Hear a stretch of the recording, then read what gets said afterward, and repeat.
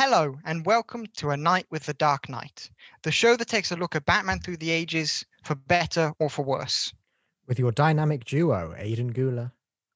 And me, George Ellis. And tonight we'll be talking Batman 1989. Oh yes, it's a classic Batman story. It's perhaps the best Batman. No, it's one of the best Batman stories.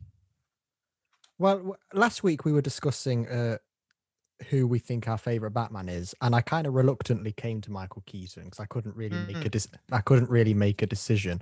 I can firmly say that after watching this again, Michael Keaton is my number one. 100%. No, Yep.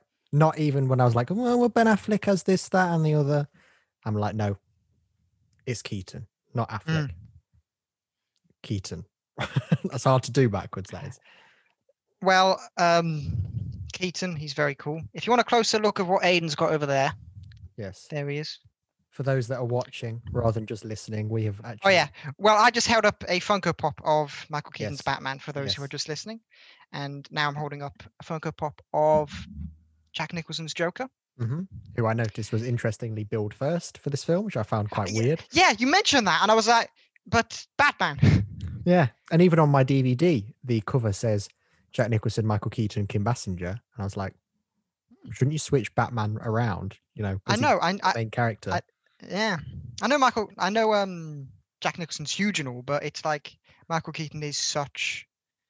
He's Batman. It's a film called Batman. Yeah. He's Batman. Well, and yeah, you've got the... I do think, though, Jack Nicholson probably had more screen time in this. It did feel like Jack Nicholson was kind of... It felt very much... There was maybe a bit more. It felt like it was very much kind of a half and half at the very least. It felt very much like a Batman and Joker story rather than Batman. Yeah, I mean, himself. When we jump straight into this, really, but because I love this film so much, and it was like I said to you, I feel like I'm 8 years old again watching it. I have very few negative points. The negative points I have are generally just me going, I'm not really sure about that decision there. But one of my things did say this feels a bit like a Joker film with Batman happening to be in it. There are some times where it was like at the start before he was even the Joker, and we're focusing on the Joker, and I kind of thought, why do we need this? But other than that, if we're gonna right, if you've listened to us already, we jump around like there's no tomorrow. So let's jump on to something a bit controversial here. How do you feel about them bringing it full circle with Joker being Jack Napier, being the one who killed Batman's parents? Because they make that decision in this. Because if some of you don't know, in the comics, it's Joe Chill who is the one who killed Batman's parents. It's not the Joker, but in Batman 1989, Tim Burton or whoever made that decision decided to make Joker the one who killed Batman's parents. How do you feel about that? It's a weird one, isn't it, really?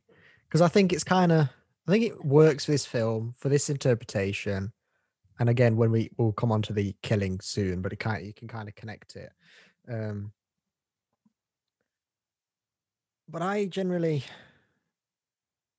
prefer it being something random, but I'm kind of fine with it here. Maybe that's just because I've known the film for so long. It's not a fresh thing for me to react to.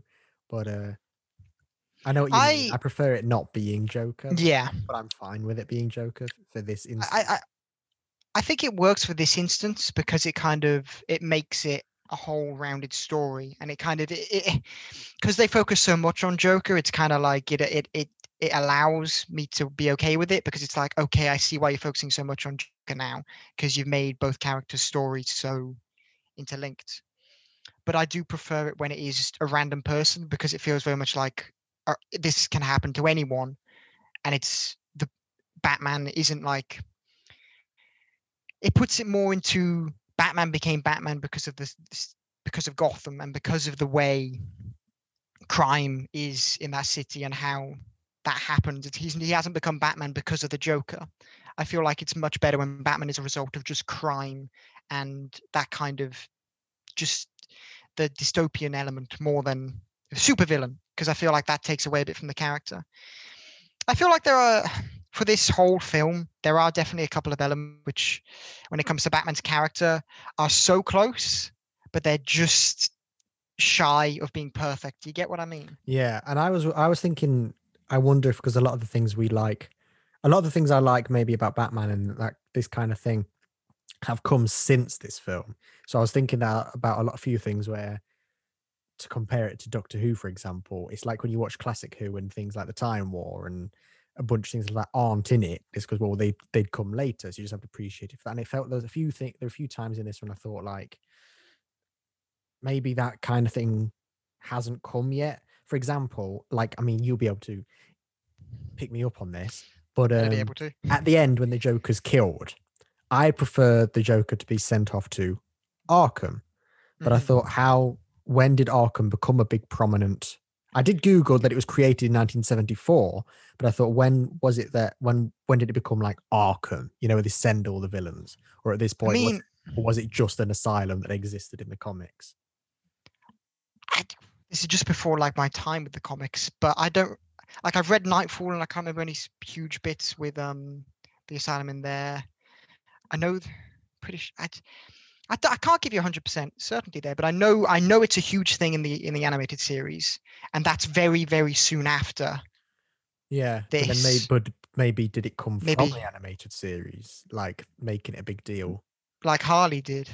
I think I can't say for certain, but if it did come from the animated series, maybe, but that is more mainstream than the comics, so maybe that's responsible for making the asylum such a mainstream thing, perhaps. Yeah, but it was just one of those things where I kind of thought that was just an example of something where I thought, yeah, well, I'd prefer them to do this, but maybe back then it just wasn't even on their radar to do that. I'm with you. It's like a lot of things, like back then, like in this film, we don't ever see him enter the Batcave, like from the Wayne Manor. Obviously, there would be an entrance, but we don't see like a clock entrance, which has become a staple for Batman, behind the clock, that kind of thing. Yeah. And or I've even in my set in the background, I've purposely put this head here to be like the bust that they used to get in 66.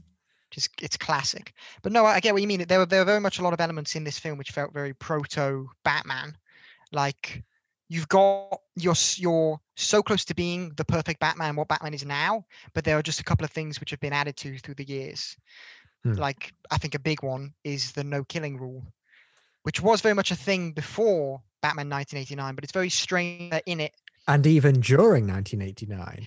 But then, I mean, because it was something you pointed out to me when you were watching it the other day, and you said that when the guy falls in the Axis chemicals, whatever it's called, and he purposely stops him from falling, I thought, okay, that makes sense. But because I've never noticed that bit because I've watched this years ago, and I never noticed that he purposefully saves him. Oh yeah, no, I don't think I've seen this. I reckon for about 12 years or something, like really ridiculous. But it does seem to be, as soon as he finds out the Joker is the guy who killed his parents, that's when he just starts killing. And I don't know if it's like, maybe it's a sense of them trying to be like, well, he took something from me, so I'm going to take something from them, which I don't really like, but sure, let's just go with it for this film. But like, for the example, when he's in the church at the end and the guy falls, I mean, I actually wrote as a devil's advocate, I thought maybe it was an accident, because actually when he grabs him with his legs, he bangs his head on the bell, and I thought maybe that's all he meant to do. But then he fell afterwards, and I thought maybe Batman was just thinking, okay, I just wanted to hit him with the bell, but now he's falling. Because then I thought, is that his only kill in this film so far? But then I remembered that he'd literally just been back to Axis chemicals and blew it up with everybody in it. So I thought, no, your kill count is actually really quite high. When I first went to watch this, when he saved that guy, I was like, okay, does he not kill as much as I thought? Is it only Batman Returns where he brings in the killing?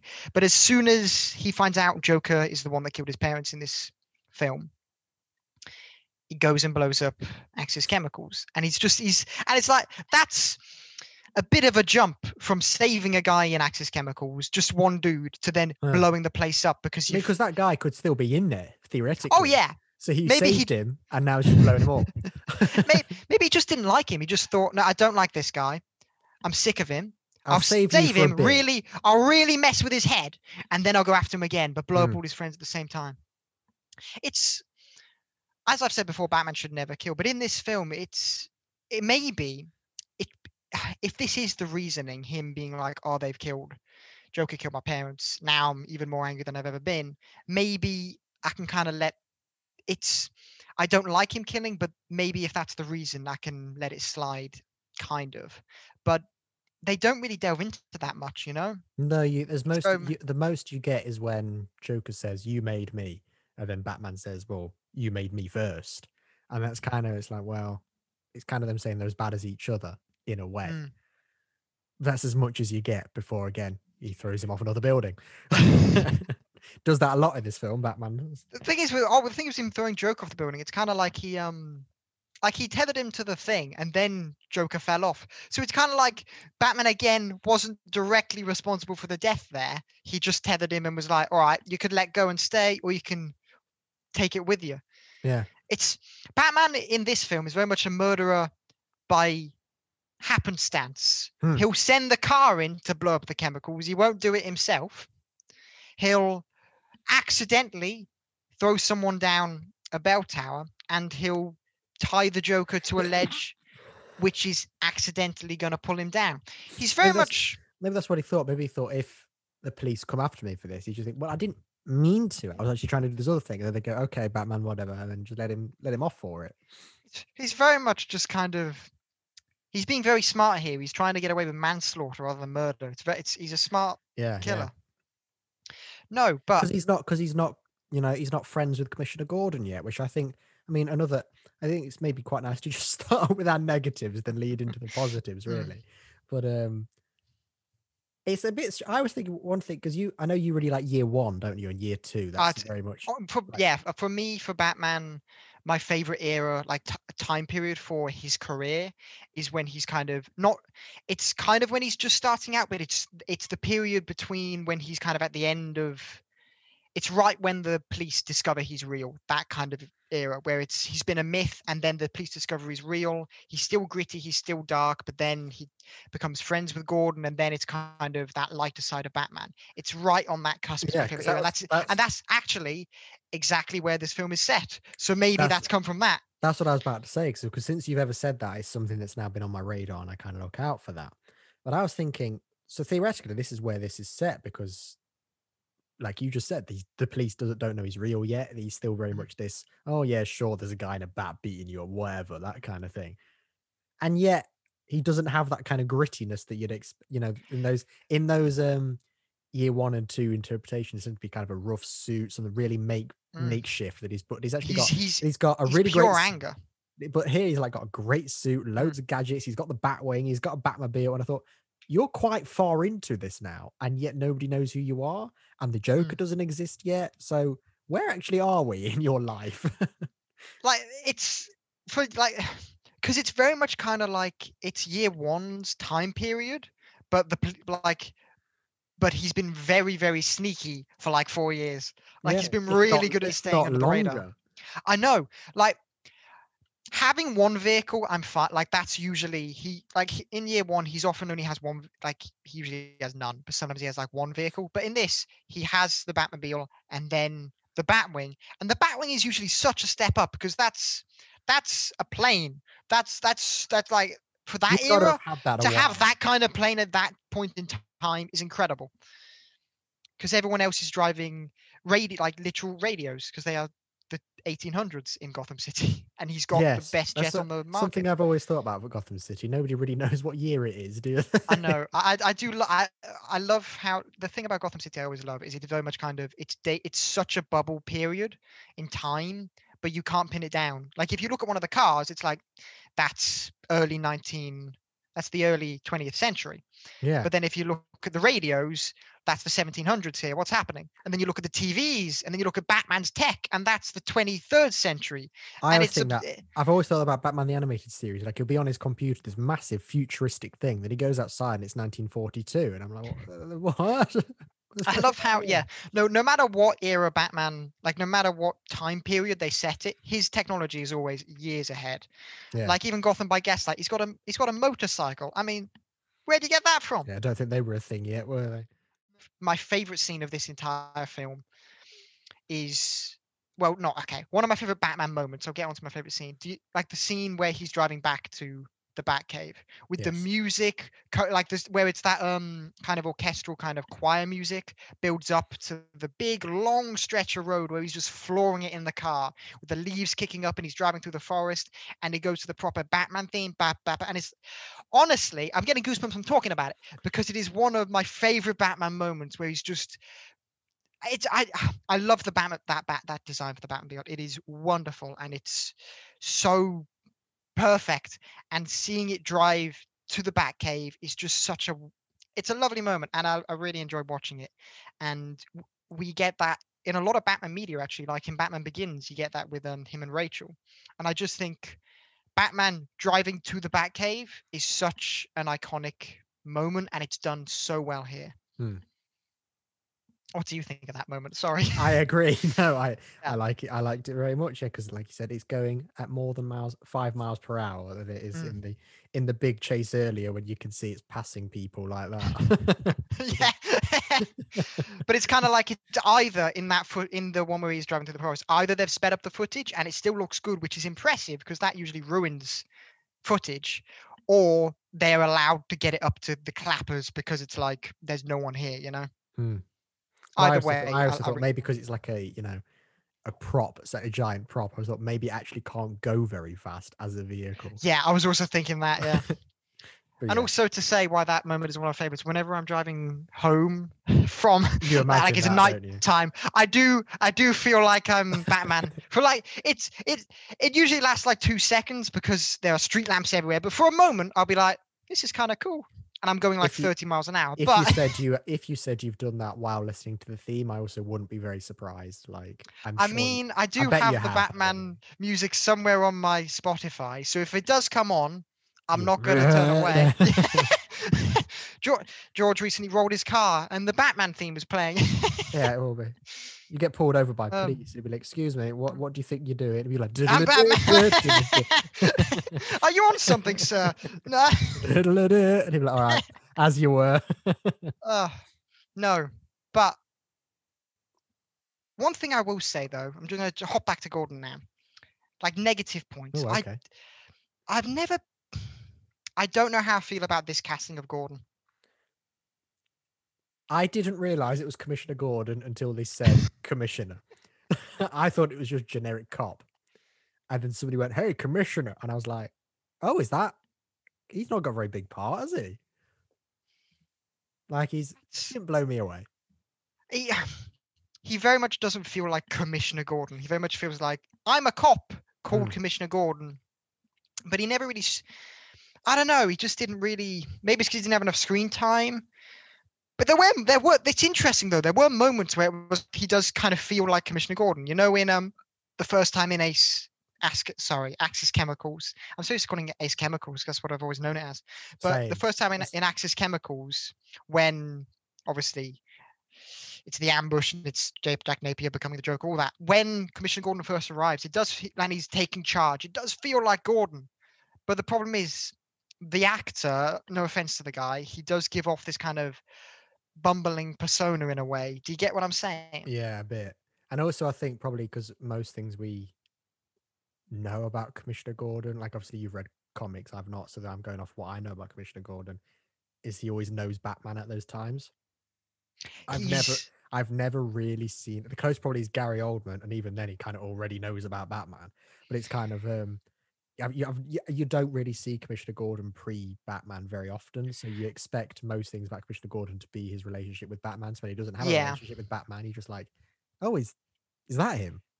The thing is, there are instances of him knowing like being in Gotham before Batman being Batman, but it's not for long. Like in year one, he comes to Gotham literally to the end of Batman's kind of early career when he first discovers him. And he's not a commissioner. He only ever becomes Commissioner Gordon until way after he knows Batman. So you are actually correct there. He's only ever Captain Gordon, like when he doesn't know Batman. But the moment he knows Batman, it's like literally the next couple of months after he's commissioner because they're working together, and it's like that what leads him into But being then commissioner. Really. even to bring that up with something you really can't stand, so I'm sorry to do this, but What do you? even to bring up Gotham, I know you didn't like it. I've watched the first 3 seasons and I did like it. Listen, Obviously- I can understand why. To anyone who likes it, I can understand why you like it. But for me, it felt very much like you've done everything here, but there's no Batman. What is the Yes. point? But what I was going to say was I really enjoyed the 3 seasons that I watched, but obviously I didn't enjoy it enough to finish it. That's what I was going to say because I never did finish it. But even then, the Commissioner Gordon there, who isn't Commissioner Gordon, obviously, again, Captain Gordon, and he goes up through the ranks and everything, he still feels like it because he knows the Wayne family and he knows Alfred and there's all these things going on. And that still feels like that, very much that character. But then this guy doesn't.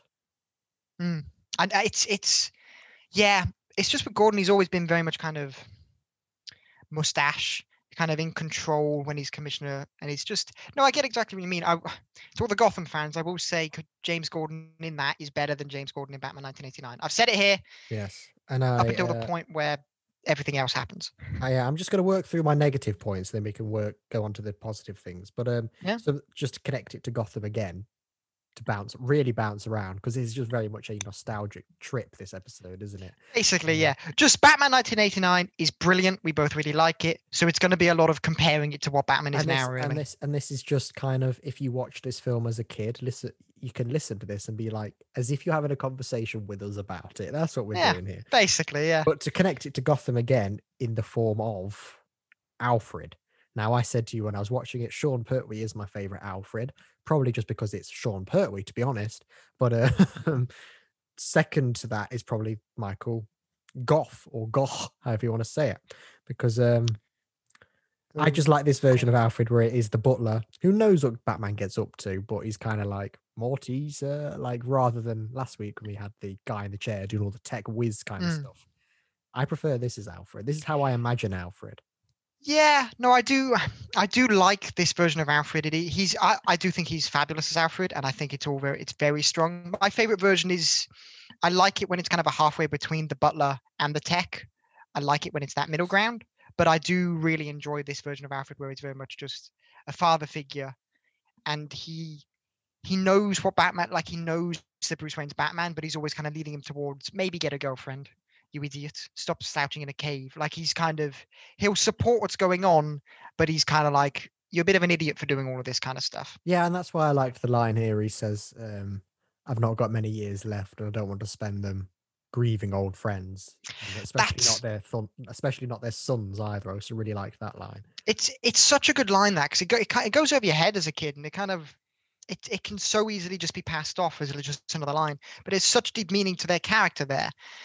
And it's him understanding that he's like, I know you have to do this for how you're grieving and all that, and you've got a lot of money, and I probably couldn't stop you even if I tried, but maybe enough's enough. You've saved the city, you've done what you have to do. And I feel like Alfred should always support Batman even to the end of his career, but he should always have a moment where he's like, he tells him to stop, or at least pull back a bit and stop being. Because I think it was in that moment where he was going after Joker, but he was also investigating if Joker was the guy who killed his parents. So I think that was kind of Alfred just to be like, don't trudge up the past. Like, I've dealt with this once, I don't want to deal with it again, that kind of thing.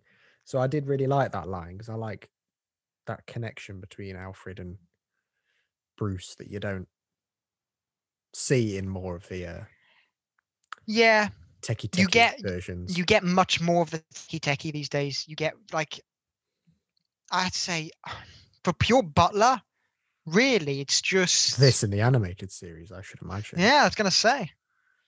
You do get, and 66 as well, but that's just a given. Yeah, he's just the butler there.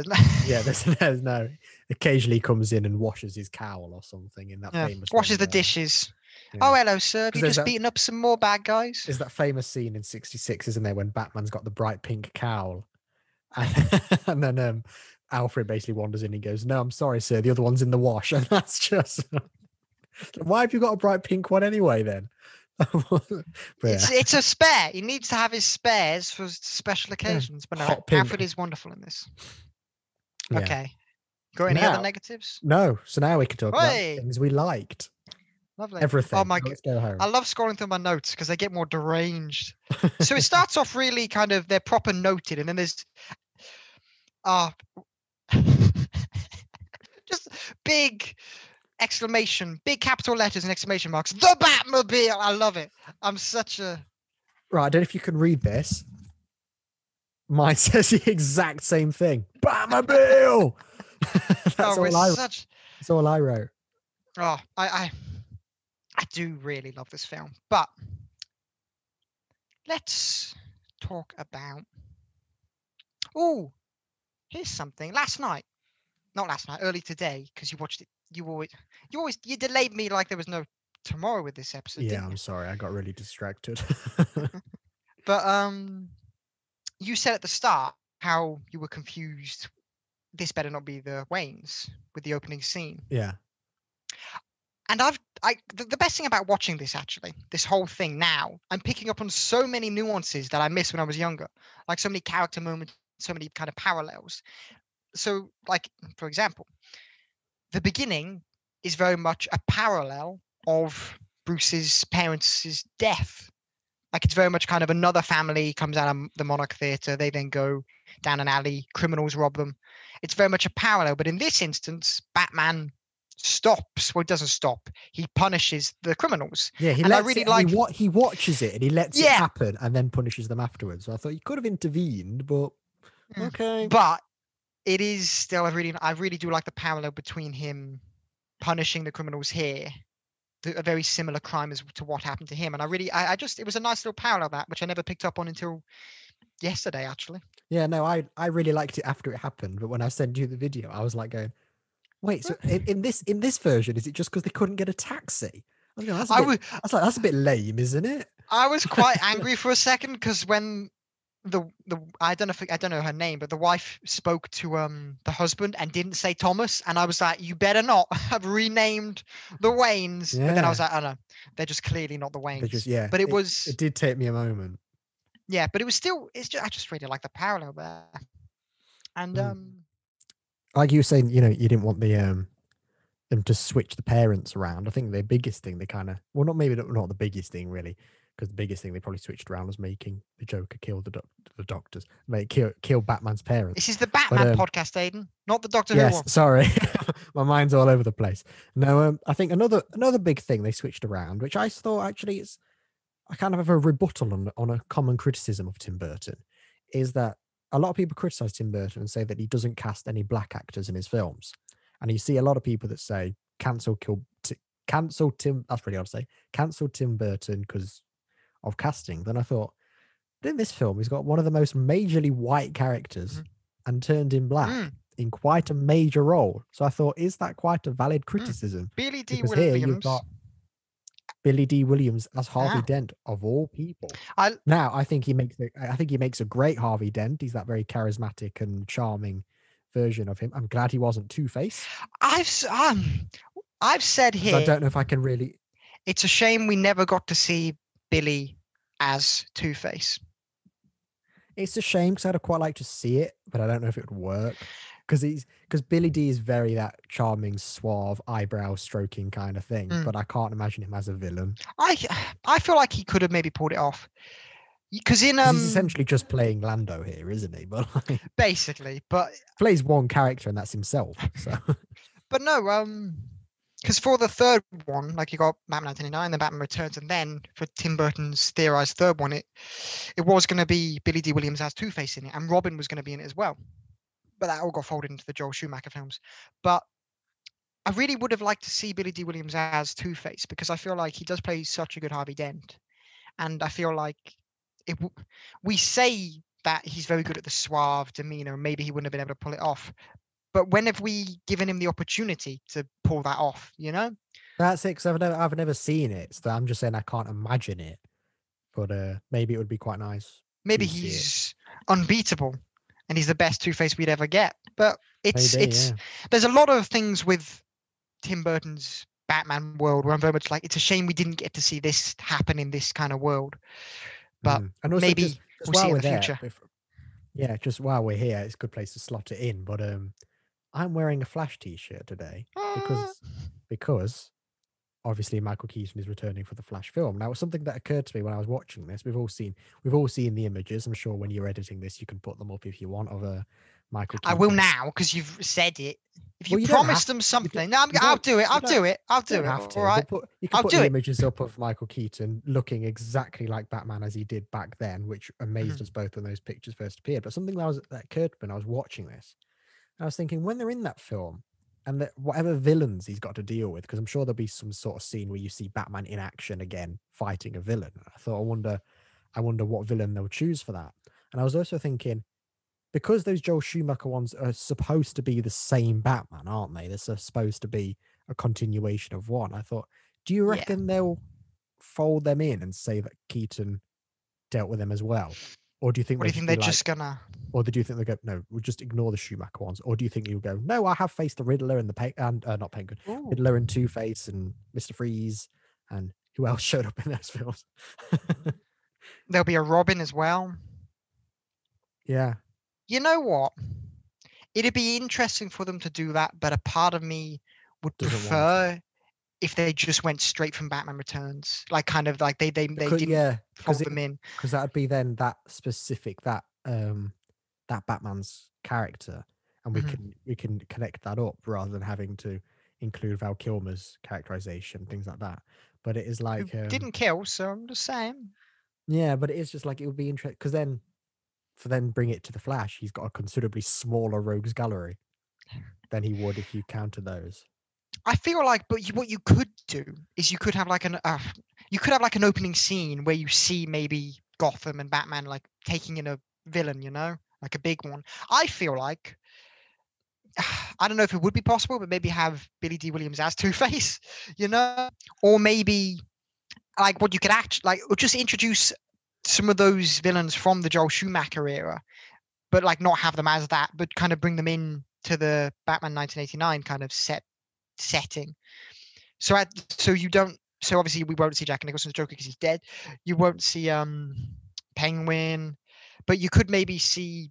The thing is, I was going to say Michelle Pfeiffer, but it's like maybe too old now. It's like everyone's too old.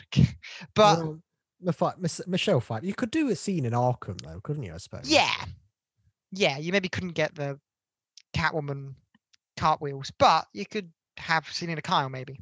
Yeah. But just what you could do, I feel like you could just kind of fold in more Batman's rogues gallery into the start of like the new Flash film by just because we obviously it's not straight after Batman Returns because he's much older, so you can slot in him fighting all of these villains in between, and then you could basically expand his rogues gallery to what the comics have and like all the other mediums of Batman, but just only show a couple of them or just like one extra, but then you could have like, I don't know, he goes to Arkham Asylum at some point and you pass like 18 of them. You know, that'd be kind of interesting. If you want to really show us that he's been doing this for so long, take him to Arkham. I think that's actually a very good idea.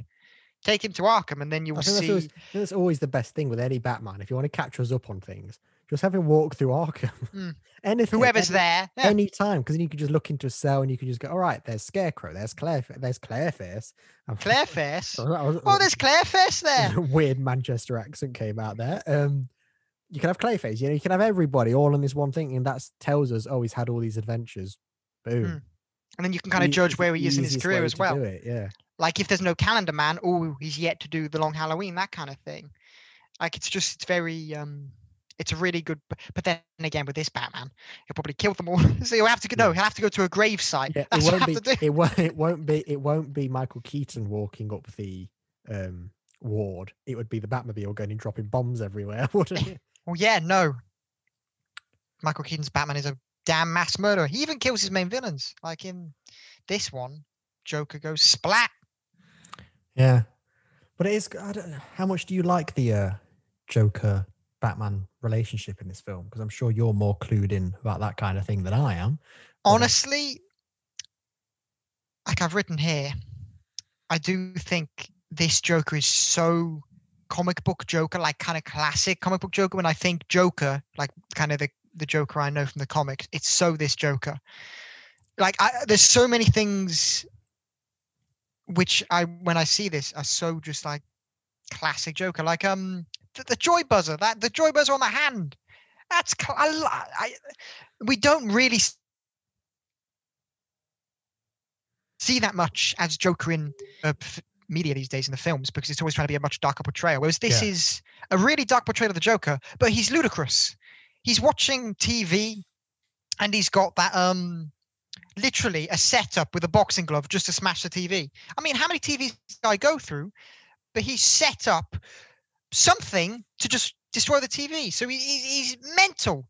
So then he's just cutting loads of pictures out. I mean, the dude is insane, and he's got such weird stuff.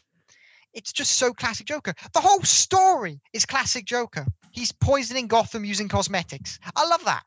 And then he's giving them a news broadcast of him selling them the cosmetics, but telling them how terrible it is. It is such a classic Joker story, to the point where there's an episode in the animated series where you get the laughing fish, where he does basically the same thing, but with fish. Yeah.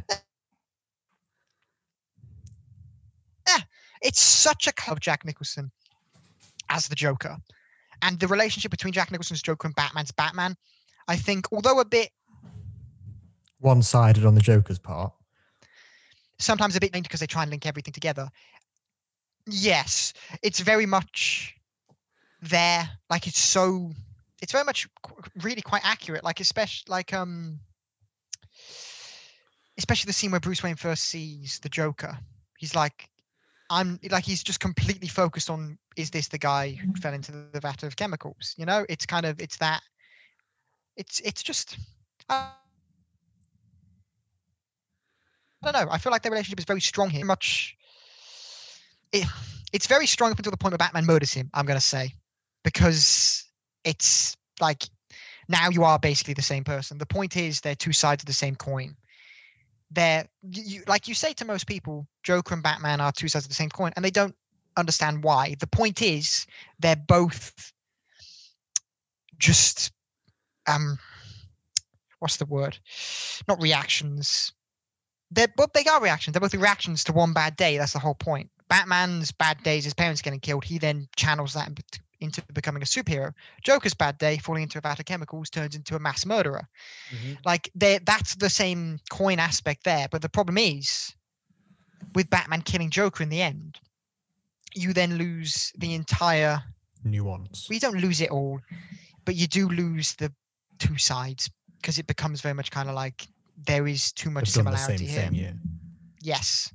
They should never agree on something so important. Like, they can agree maybe on which kind of underwear to wear, but when it comes to should they kill, then they should always disagree. And I think that just pushes it a bit too far. But I do really like it up until that point. I think it's very classic, and I think it all... Yeah, I was thinking something, because obviously I've been watching a lot of 66 recently. Well, not recently, because I got the box set for Christmas, so that's how long ago I was watching it. But obviously the only live action portrayal Jack Nicholson's got to go off at this point is Cesar Romero, isn't it? So there was a lot of things he was doing where I thought, I can see where you got that inspiration from. And there was a lot of things that he was doing that felt very Cesar Romero, that kind of the way he would kind of, he'd be doing something very quite serious, and I'd be like, I'm the Joker, this is my plan, but then burst into a laugh and then go quite manic from there. That's very Romero to be like that, like just be talking like that. I'm like, Batman, off to do something. Very much that's where that comes from. So it was quite nice seeing that.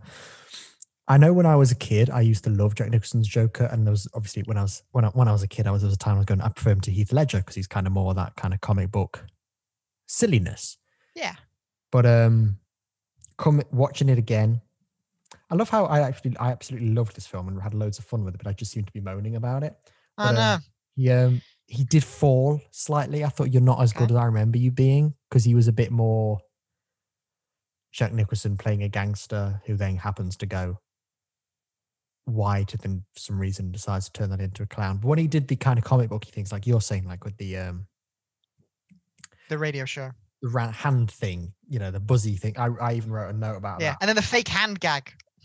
Let me give you a hand, fake hand. Yeah, there are a bunch of things like that. I did really enjoy them, but then there are other things that I didn't. But then to say my two favorite, to connect this to then my two favorite scenes, stay on the topic of Batman versus Joker, but connected to my two favorite scenes, oddly enough, they were both Joker scenes. One of them is, of course, going to be quite an obvious one, when they're defacing the art gallery. I absolutely love that scene. I know when I was a kid, my dad used to put the film on, fast forward to that scene, just watch that scene, then turn it off. Like it would just be, because this is a time before we had easy access to YouTube, okay? So there was like, that'd be something we'd do. So seeing the scene again, like the full context and everything, it was really nice watching that again. It was really fun. Still not really sure why there's a really fancy restaurant in there, but whatever, let's just deal with that. And the thing is, in my memory, whenever I think back to that scene, I don't like, I'm like, there's an art museum in a restaurant. I was never really art museum with a restaurant. It was very much just a restaurant with art. But now I've watched it, it's like, it's just art museum. It's a museum that has a restaurant in it. It's like really? Whatever. Maybe a cafe, but like full-on restaurant. Impressive. Yeah, but no, I love that scene. And then when obviously Batman smashes through the roof and then takes about 5 minutes to get the grapple gun ready. And I thought you could have easily been attacked at this time, but I absolutely love the way you're doing this. Because it was probably like, ka-choom, ka-choom, ka-choom. No, but I do love. He points it at Joker, though. I love how he points it at the Joker, and it goes either way. Yeah. But no, that. But then my other favorite scene in this was the bit where, do you know, I was saying to you when I was watching Indiana Jones, and there's these just kind of music that comes into my head every now and then, like when I'm thinking of certain scenarios and see music coming to my head, but I didn't know where they came from. In Indiana Jones's case, it was it was like a kind of music I've been doing for years that I've watched this and gone, oh, this is where I get it from. There's other music that I do, which is the Joker's Waltz. And for years I've done that. No idea where it came from. I was like, I know this is probably from some film. And watching this, I was like, oh my God, this is where it comes from. And the scene where he just does I wrote the quote, which is when he goes, I'm a lot happier, and then just shoots the guy and he's doing all the different angles. He's doing that and then just spinning around. That was my other favorite scene, because I was just like, God, I remembered how much I loved this. I've probably reenacted this so many times. And I thought I'd love that. But I think so. As much as I thought this Joker was a bit too gangstery, and there was no real reason to follow him for half the amount of time that we did, especially when he says his famous line that nobody can ever decipher. When he says, I'm of the mind of a mookie, or whatever he says. It's like I have a mind that makes a man a moogie, or whatever the hell he said. It's like, I'm of the mind. It's like, I'm of the mind of a mookie. It's like something weird like that. I'm of the mind makes a mookie. That's it. I'm of the mind makes a mookie. I hear moogie, so I'm just, I think it's moogie. I heard mookie. Some other people here like bookie. Nobody really knows what he says there. And people have tried to decipher the script to try and find it, and nobody really knows what he says there. But yeah, as much as there were things like that with this Joker, I did really. I love how Tim Burton kept that in, though. He was like, no idea what you said there, Jack, but I'm keeping it. No. With his henchman, who was one of Jack Nicholson's real life friends, isn't he? You know, that like the main henchman. Yeah, I know. Yeah. Bob, his name is, and he says, "It's just Jack Nicholson was like, you're my number one guy." Yeah, I believe one of part of Jack Nicholson's agreement to do the film was as long as he could be in it. Just like, who are you? He's a good character, though. Shoots him later on, anyway. It's a good character, though. He's a nice kind of. It's good. He's got like a number one bodyguard, which is quite nice. But no. One of the best things about this Joker is the fact that every scene he was in, he could be murdering someone, but I was still there sitting with a grin on my face, because I was like, he's wonderful as a Joker. He's fabulous. And as I've said, like everything is kind of, it leads into. I think he gets better. I think he gets better as the film goes along, because he gets more and more jokery. He gets to the point by the end, like when he's standing in the street and Batman's just shooting at him, and he's just kind of like, yeah. And that's when I'm like, I really like this side of you now. And like when, especially another really line that I really liked as well was after when Batman's giant pairs of scissors cuts the balloons away, and Joker kind of just goes, "They were my balloons," and it's just the way he says it, like, he stole my balloons. Really upset. I just.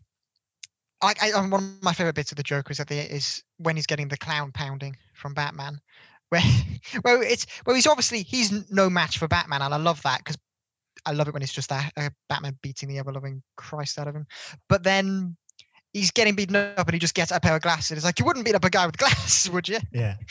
It's Joker is funny. He's evil and cruel, but he does have funny moments, and I think it's very interesting that most of his jokes are terrible, but that's one cracks me up every time. But no, he's very much like I said this, but this whole film is very much proto-Batman. Like everything's a classic Batman story, which leads into the animated series and that kind of thing. It's very, very interesting. But I really do like Jack Nicholson as Joker, and that art museum scene with Prince. I Prince love playing, of course. If you put Prince in I, a scene, it automatically makes it I better. really do like Prince's music in this film. I know some people say they don't like it, but I actually really like it. But well, if we're just gonna focus on music for a second, Danny Elfman's score is undeniable. Well, actually, no. Danny Elfman's score is my second favorite Batman score ever. Yes, but then even your favorite, which is of course the Batman animated series, but that's Shirley Walker doing a slight change on it, because I think it does still, make it perfect. But it's still, she wouldn't have had that if it wasn't for Danny Elfman. No, of course not. You know of course I mean? not. But my very first note that I wrote was, I will read it exactly as I wrote it. That theme, though, best encapsulation of Batman. Mine says the music made me tear up at the start. That's my second note. My first note being Batman 1989, just in case I forgot what I wrote about. Yes. No, I thought it's like, when it started, I thought this is like the best kind of encapsulation of just everything that Batman is. It's kind of fun and cheesy in some places, then it goes really dark and gothic and dramatic, and an action theme, and it's just everything is just there in one theme. It's such a perfect theme, like the main theme. Well, I think the main theme, but on the actual album track list, you've got it is the Batman theme is like the one at the start, and that's like kind of the one they use mostly. But then you've got the Batman theme reprise, which is kind of where it's got the bum ba da da da da da da da dum, and then it goes straight into it. That theme, I think, is the perfect theme in the whole film for me, because I think it's like it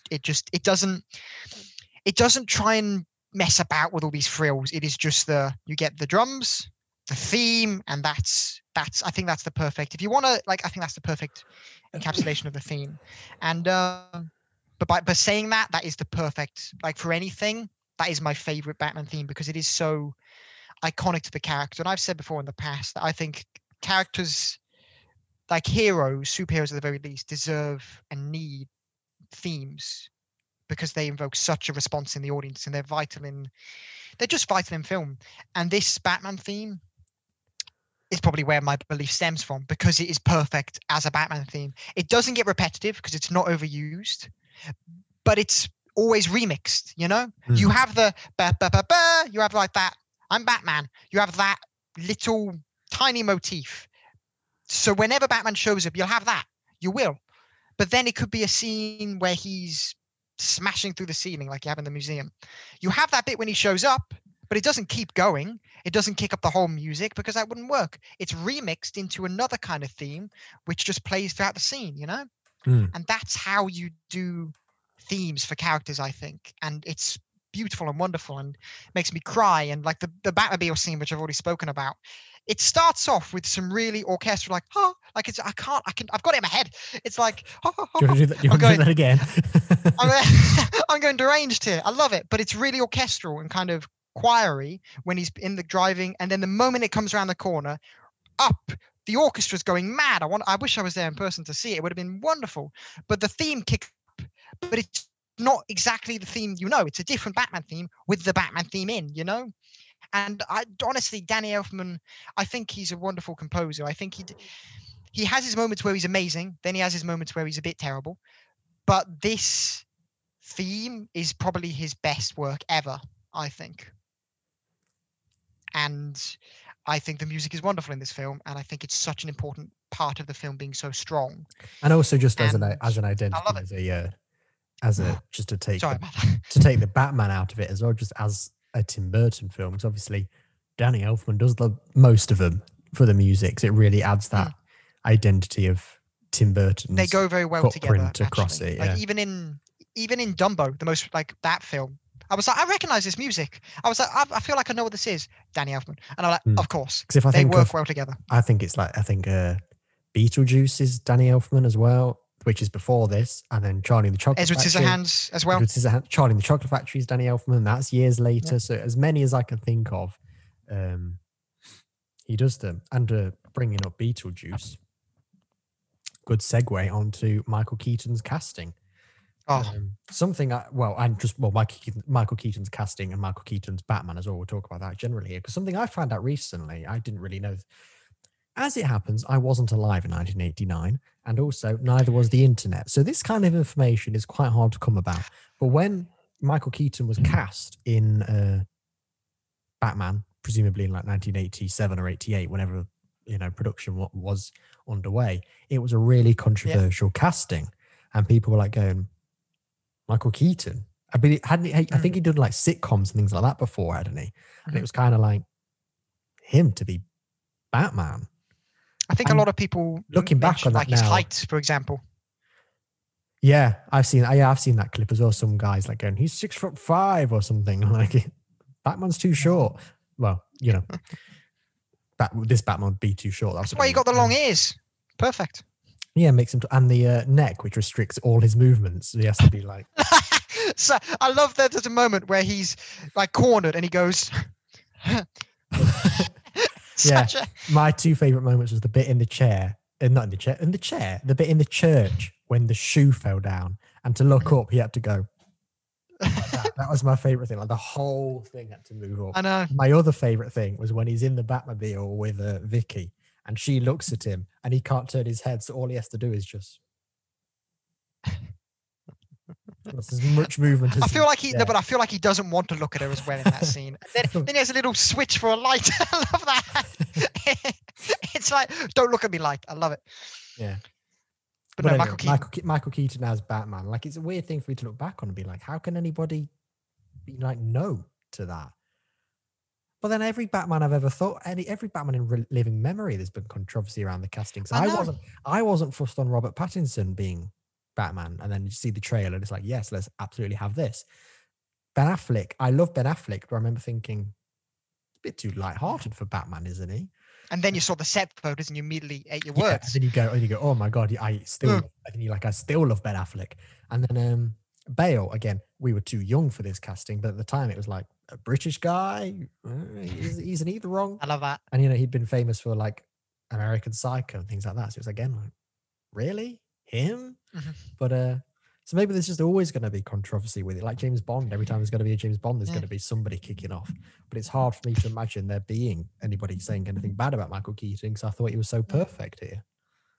I think everyone probably has their first, like when they've got a new Batman coming, everyone probably thinks, oh, they won't be as good as the last one. Like I did have that moment with Ben Affleck to start with, but then once I saw the suit and I saw what he was like, from here on forward, I see Robert Pattinson. I'm like, we'll give him a go, But I think everyone probably has that first kind of, you're not as good as the one I know, that kind of thing. But I could understand people kind of saying, oh, because you look at Michael Keaton, and it's like, maybe like he's quite charming and not very threatening, and like, how can this work as Batman? But I think that's perfect, honestly, because as Bruce Wayne, he's very much Bruce Wayne. But the moment he's not within company, like he's just in the back here as Bruce Wayne, he's Batman. That's one thing I've noticed about Michael Keaton. He's very, very good at separating the Batman persona and the Bruce Wayne persona into two separate characters. I'm almost certain, because I've heard this before and I'm pretty sure I've read it somewhere, but Kevin Conroy was the first one to properly distinguish Batman and Bruce Wayne's voice, like do a separate voice, he does that on purpose. But I think Michael Keaton, what he does here is, I don't think he purposefully changes the voice, but I think because he gets into the mindset of them being two different characters, they do come across as different people, although the voice is very similar. So I think that's where I'm stemming from that. But what I was saying is, as I said, he's very good at separating the characters. And Batman is very much Batman, and Bruce Wayne is very much a persona that Batman is playing. And Michael Keaton, I think he does have that. When he's playing Bruce Wayne, you do think, how is this guy Batman? You look at him and you think, he doesn't look very menacing. It's like, how can this guy be the guy in the suit? And then you see him in the cave as kind of that kind of Bruce Wayne. Skulking about. Get it? Yeah, you kind of get it. And then you see him in the suit and it's like, right, yeah, you're Batman. I get it. Like I think he's a very, very good Batman in the sense of he gets the character being separate, Batman and Bruce Wayne, they're two separate personalities for the Bruce Wayne, What do you think of Michael Keaton? No, I do. It's like we were saying about the set photos of flash. It's like something I've always considered about Michael Keaton for years, where there's just a certain face that he had. Batman, I can't do the face. I don't think anybody can do the face, but there's just there's just a certain thing he does with his eyebrows and his nose and his mouth. Just something forms in this very stern look. And it was something for years I could always just think of. Like I was always saying to you, like I as a kid when I was watching Batman and then I'd watch Beetlejuice, I could not believe they were the same person at all. And then I've seen Birdman and I've seen Vulture. He loves winged creatures. But all these things, I even when I was watching Homecoming, I was still like, I can't believe this man was Batman. Like it's my brain has never been able to compute it because he's just so good at separating those things. And we saw those set photos of him again, and he was doing that face, that face that I've been thinking of for years, and he was doing it. So then when I'm watching this film and I'm seeing that face in action again, it was just immediately like, yeah, you're Bruce Wayne. It was like, there was never a moment when I was going, well, maybe I prefer this side of Bruce Wayne. I never had a single moment of that with this Batman, ever. It was just very much like, yeah, you're Bruce Wayne. Yeah, you're Batman. Yeah, you can't move, but you're still very much Batman. And when you are Bruce Wayne, I like Bruce Wayne when he's doing, the suave kind of, I'm a rich businessman, but I kind of like him when he has a slight eccentricity, because like millionaires do. So they're not, we know Bruce Wayne to be the kind of miserable, my parents are dead kind of personality. But when he's kind of being a bit kind of slightly wackier in places here, I kind of really like that. And I don't think we really see that with many Bruce Waynes. Like, for example, the scene where they're having dinner and he's slightly awkward and weird. And he's kind of just being like, oh, I don't think I've ever really been in this room before. And kind of the way he's kind of just, he's slightly weird in that scene. And I thought, yeah, he's slightly awkward, slightly weird, but still kind charming, of but it's like, I kind of really like this. And I think we've had too many Bruce Waynes that kind of slightly too serious and kind of just, I've never been in this room before. Because Bruce Wayne, he is incredibly serious, and when he's like focused on a mission, and you see that in this, like when Vicky's first brought into the Batcave by Alfred, what the hell do you think you're doing? But when he first does that, it's I wasn't really fussed on that as a kind. I'd have preferred Bruce Wayne to introduce her himself rather than just turning around and she's there. But, so I thought you were the Joker. I'm so sorry. Yeah, but I suppose because he had tried telling her, yeah, it worked for the film, but Alfred didn't know he tried to. It's all kind of yes, but where was I? But no, in that scene where he says, he's basically saying, no, I've got to focus on this. You've got very much that focused Batman. But you are right. We don't get much of Bruce Wayne. Bruce Wayne is still in there somewhere, and he's still just a happy person somewhere in there. And in a lot of Batman mediums, you really only get that when he's falling in love or just spending time with Alfred, for example. But it is there. And in like the live action, you are right, especially recently, we don't get to see much of it. And I think another prime example of seeing it again is in the animated series. You have Mask of the Phantasm, where you see him fall in love with someone. So he's like happy Bruce, and then she leaves because she's actually a villain. You gotta love Batman, makes the girl the villain, perfect. But and then he's immediately depressed and he's darker than ever. And it's that contrast which I think a lot of recent Batmans kind of miss out. And I think it's not even like just a sense of just when he's like just happy or falling in love. It's just that slight weirdness. It's like I was saying about Justice League last week, like a line that just really made me tickle, which obviously I knew this line anyway. It wasn't an addition in that Justice League, but it's just what is your superpower again? I'm rich. Is that kind of, it's comedy, but it's not Joss Whedon comedy. Do you know what I mean? Yeah, I've always said the way to do Batman funny is to have people bounce off his kind of sternness. Like, he's very much self-aware of he's a man in a bat suit, But it's that self-aware kind of, he won't say, I'm a man in a bat suit, but if someone says you're a guy in a suit, he'll be like, yeah, it's kind of, and that was kind of, that was the situation here when it was, do you like eating in this room? And he was kind of thinking, it's like he was thinking, I wasn't going to say anything, but no, like it's that reacting to somebody. And I just really like that. Yeah. And also, I think maybe get Bruce Wayne in a roll neck as well, and everything here just works. But and it's also like a line I really loved was when the journalist, I don't know what his name was. He's not he's and not neither a do normal. and Yeah, neither I do you. can't. But when he's talking Sorry. to Vicky Vale and he just has a line, I thought it just perfectly sums up everything to do with Batman. And he just goes, "I think your friend Wayne is really screwed up." And I thought, that's just Batman in a nutshell, that is. So I really like that line. But also another kind of an odd scene, really, is when Bruce is round Vicky's apartment and the Joker comes in and he does the whole, "Do you want to get nuts?" That kind of, it's like a really Let's odd get scene. nuts, smash. And it's like proper. Yeah, and it's like an odd scene. And it's like, I'm saying I can't really imagine he is Beetlejuice, but you see that and I go, oh, there's Beetlejuice. Like, you could see it very clearly there. But I find that such an odd scene. But and yet it's still, I really like it because it's like Bruce Wayne is still taking on the Joker, but he's not Batman. So he's going, I'm going to do this in a very different style, but I'm going to try and get some more information out of him and see if I can still try and crack him another way. And I really like that, even though it's an odd scene, but I really like it. It is. I've always had a hotspot. I've always had a soft spot for that scene. I've been doing internet. I've got literal BT hotspots around the house. It's been sending me mad. But I've got a soft spot for that scene because I really like how he builds up to being very kind of, you can tell he's in control of this situation. And then he decides to smash the vase and shout, "Do you want to get nuts? Smash. Let's get nuts." I don't understand why he makes that jump, because he was very much in control, knew what was happening, and then smashed the vase. It's so random because it's like. But then, like, I can maybe understand it if he was trying to lead to get shot. But then it's like, you have to get shot here. Anyway, else and you're dead. You blithering idiot. So we've kind of said everything about Keaton there. I really like him as a Batman. I think he's wonderful. I think he's brilliant at separating the Batman and the Bruce Wayne persona. And I really do. I'm very interested to when we do an episode on the Batman the Animated Series to see how this compares, you know?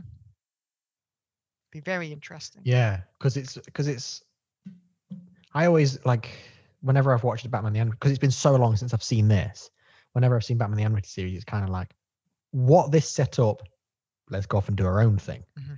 So like, it's going to be quite different now to then watch Batman the Animated Series since, now that this is back in my head again. Because it's not like this is the first time I've seen it. I've seen this a billion times, but not for a very long time. So now be like, oh, so actually there are quite a few Tim Burton things here, but it's still very much, you have actually done more of your own thing than I thought you did in previous years. Do you know what I mean? Yeah. So that's going to be interesting. So much. Yeah. And watching this hasn't shown me that, oh, it's not as good as a Batman the Animated Series. It's basically said, yeah, Batman the Animated Series is better, but this is it's vital in Batman the Animated Series becoming what it was. But also, as you've said, there are lots of key differences. But no, one final thing to say about characters in this. Gotham itself is wonderful in the way it is its own character, and I don't think it's Gotham. Absolutely, is Gotham. Because the problem with Gotham you can get in things is just going, it's New York or Chicago. Yeah, like it can be very easy to just do that mistake. But here it is very much like that. It is 1942 and 1989 at exactly the same time.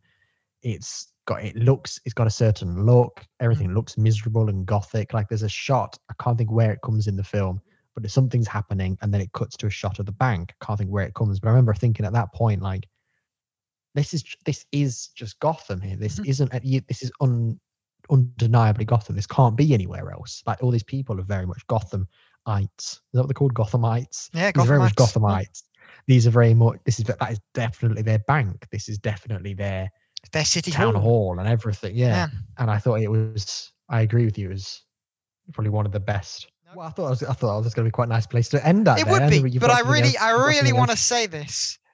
You were speaking about the museum scene, and I really, the art museum set piece, I call it, because it's that set piece of the start of the art museum all the way up until the point where he's going to the Batcave with Vicky Vale.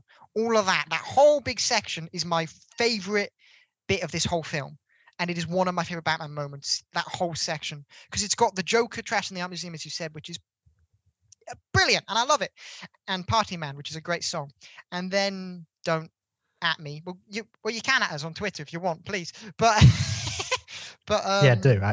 do actually at us at Ellis Gouler at Ellis Gouler Media on Twitter. at us if you don't like the song, or if you do like it. It'd be nice to hear some responses actually. But it'll just be me saying at Aiden Goo. But It'll be us each other from different yeah. accounts. I hate that Prince song. Oh, but I really like that Prince song. But and then you got Batman crashing through the ceiling, which, I mean, Batman Forever, there is a good line in that where he does say he does great entrances. I forget the line exactly, but Batman coming through a skylight, I love so much. I've literally got in capitals here, skylight entrance. And then that little confrontation between the two characters, Batman and Joker. Then he leaves with Vicky Vale, the Batmobile. I think for anything else, I'd say it's quite up your ass to do like an incredible shot of the car and then have the theme. But they did that, and I was like, yeah, I love it. And then he gets in the car, and then you got the car chase, then you got the escape, and then you got that all leading up to the Batcave. That whole set piece is yummy. But I think you can forgive it here. I think you can forgive it here because it's very much that era of superhero films, isn't it? Like, it's one of those things where, you know, we always credit the success of superhero films is always credited back to Superman 78. Always is like, that's the one that started the superhero craze for films. And then Batman 89 came along and showed us that they can be taken seriously. And then that fell apart. But showed us that they could be taken seriously. And then X-Men is the one that set off the modern superhero film as we know it today. They're basically the three big developments in superhero films. But it's like, it is very much, because it's really weird to think this is 23 years after, you know, Batman 66. That's a massive gap between Batman content. And sure, the comics are continuing. There's probably some sort of random niche animated series or films. Well, there've been Super Friends, things like that over that kind of time, where it's still kind of Batman and Robin saving the day, that kind of thing. And he gets to this, and then in today's standards, this isn't really dark at all, besides the fact he does murder people. But it is really nice that you've still got that element of superhero films, and it is like, I'm driving a car, let's play my theme, which is very cheesy, but it's like, yeah, I like that. Whereas the rest of the film is like, for those people that grew up with 66 and was kind of like, oh, Batman, that guy in tights. It's going, no, this is Batman. He wears leather. Not Batman. This isn't Batman. This is Batman. All right. Batman. It is. And I really like that as a real distinguisher from it. Yeah. And no matter what you say, even though this couldn't exactly springboard the superhero films into being darker because everyone forgot how to make films which had superheroes in them because they decided Daredevil, that's a good idea. It still springboarded Batman, you know, and without Batman 1989, Batman would not be what he is today at all. But no, Batman 1989, I love it. I really do. It's not 100% when it comes to the Batman character, but it is. If I was going off nostalgia, I'd say it's an easy 10 out of 10. Oh yeah, because I've got a couple of things where I'm like, I'm gonna, after this watch, I'm gonna give it 9 out of 10.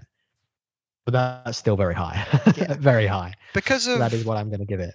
Because of the problem with Batman, because I compare it to the animated series, I can't not. I can't give it a 10 out of 10 because it's just it's incredibly annoying how close it is to being the perfect version. Like, you know what I mean? It's so close, but I would say it's a 9 out of 10 from me, just because Batman decides to blow up a factory for some. Yeah, and even though it's like, oh, I don't like that he's killing people, it's still metal, isn't it?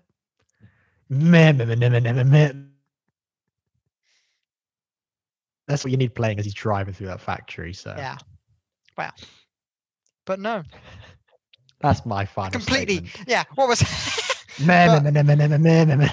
love it, but no, yeah, I love it.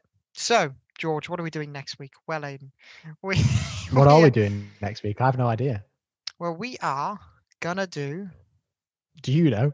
Yeah, I was of two minds. I was doing a fuck you. I haven't swore this episode. Fuck you. We are gonna do Batman the Animated Series. Not just one episode. We're gonna do it as a whole. So we're gonna do a couple of episodes from a couple of seasons, probably 4 episodes. You can give me up to 10. That's how many I'm giving you, because I love the animated series. So you can do up to 10 episodes, even if some are just for context rather than discussing them. And I also will watch The Clock King as well, because I've been really wanting to watch that episode for some reason. I don't care how crap it is. For some reason, over the past few months, I've been going, I really want to watch The Clock King. So I'm going to watch The Clock King. Okay. Well, we're gonna talk about Batman the animated series. We're gonna talk about Batman the animated series next week. BTAS, which is much easier to say, but I've never said it like that until now. I've already read it like that on the internet. But I type it. Yeah. I type it. I never said it though. Ugh. But Beat ass.